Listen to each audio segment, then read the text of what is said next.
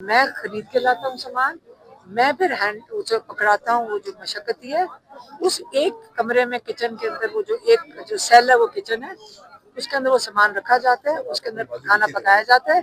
फिर एक वो भी आता है, वो क्या कहते हैं, डॉक्टर आता है, वो चेक करता है, फिर इमरान खान खाते हैं। खाने को छोड़ दें, असली चीज इमरान खान कहते हैं कैदी तन्हाई है। किसी कैदी से पूछ लें, जो बाकी भी कैदी जिनको कैदी तन्हाई में 2-2 हफ्ते रखा गया था, जो मिलिट्री प्रिजनर थे, कहते हैं सबसे मुश्किल काम कैदी तन्हाई था, सबसे बड़ा टॉर्चर कैदी। और इमरान खान को 3 महीने से रखा हुआ है। तो इसलिए हम अल्लाह ताला हमारे भाई को हिम्मत दे, मजबूत इंसान है, अल्लाह में यकीन रखने वाले ईमान वाले शख्स हैं। हम उसके लिए रोज दुआ करते हैं, लेकिन हम उनको अकेला नहीं छोड़ेंगे। और हम इंशाल्लाह मिल के इंशाल्लाह सड़कें भर के इंशाल्लाह इनको बता के ये जो 14 सीटों वाले हैं, इमरान खान को रिहा करें। इसका मतलब है कि स्ट्रीट मूवमेंट से इमरान खान रिहा होने वाले हैं। आज एक प्रेस कॉन्फ्रेंस हुई है, इसमें हम तो यहाँ बैठे हैं।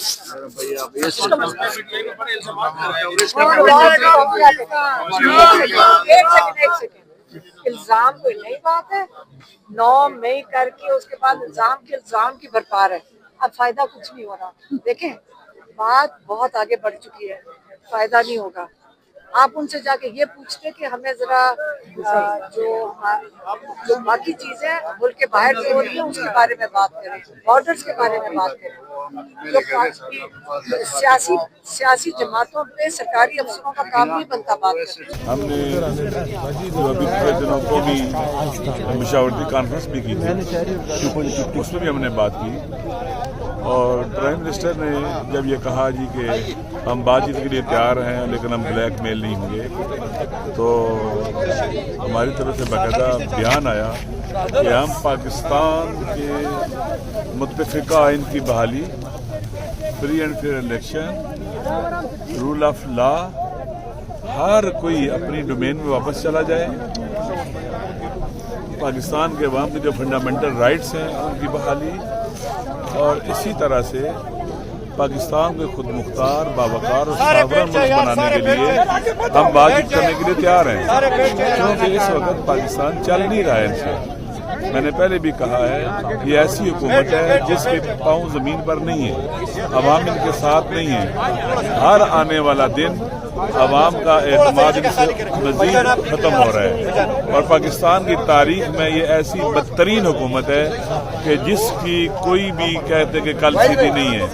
सियासी बहरान बढ़ता चला जा रहा है, माशी बहरान बढ़ता चला जा रहा है, अमन अमान का बहरान बढ़ता चला जा रहा है, और इसी तरह से सोशल प्रॉब्लम सोसाइटी के अंदर पैदा हो रहे हैं। और दिन ब दिन ये लोग जो बुखलाए हुए हैं, अवाम के हुकूक पर डाका डाल रहे हैं, महंगाई बढ़ रही है, किसान पाकिस्तान का चीख रहा है, चिल्ला रहा है, बेरोजगारी बढ़ रही है और पाकिस्तान नहीं चल रहा है। पाकिस्तान के अवाम की अक्सरियत जवान है, जवानों में इस वक्त गुस्सा बहुत ज्यादा है पाकिस्तान के जवानों में।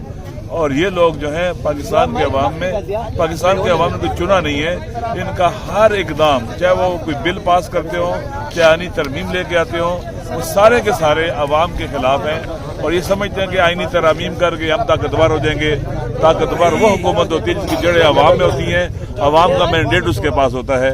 लिहाजा और इसी तरह से खान साहब ने जो कहा, तो अब इसके लिए हम ये कहते हैं ब्लैक मेल नहीं होंगे।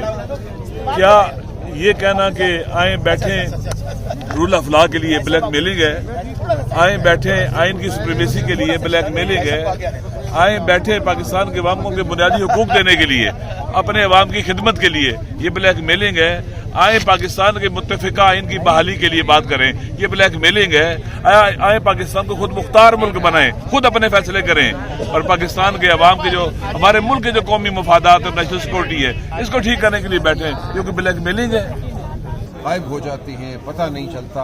ہم آئے تھے پچھلے سال اقباس سب بیٹھے، اختر مینگل صاحب کا جہاں دھرنا تھا، وہاں ہم نے بہت سی بیویوں سے ملاقات کی، ان کی آنکھوں میں جو غم تھا، جو غصہ تھا، وہ ہم نے دیکھا۔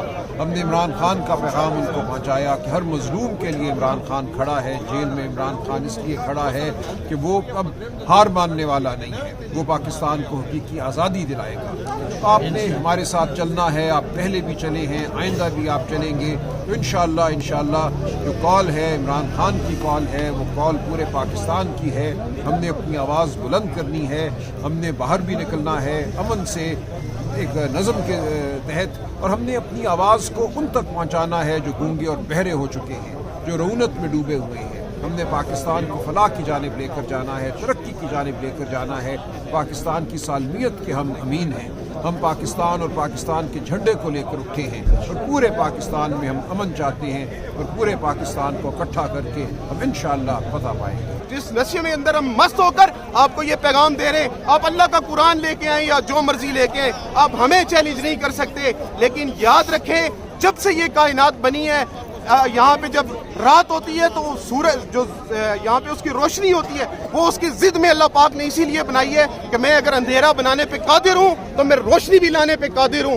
جس طرح یہ ظلمت کے اندھیرے آپ لے کے آئے اللہ کے حکم سے، انشاءاللہ اسی طرح اجالے بھی صبح کے یہیں سے نمودار ہوں گے، اور یہ لوگ اجالوں کے مسافر آپ کی اس طویل رات کو انشاءاللہ ختم کر کے دم لیں گے۔ میرے ایک دوست نے کہا کہ جی عمران خان نے مطالعہ پاکستان ٹھیک کر دیا، تو میں نے اس کے جواب میں انہیں کہا کہ نہیں، عمران خان نے خالی مطالعہ پاکستان نہیں ٹھیک کیا، عمران خان نے ہماری اسلامیات بھی ٹھیک کر دی ہے۔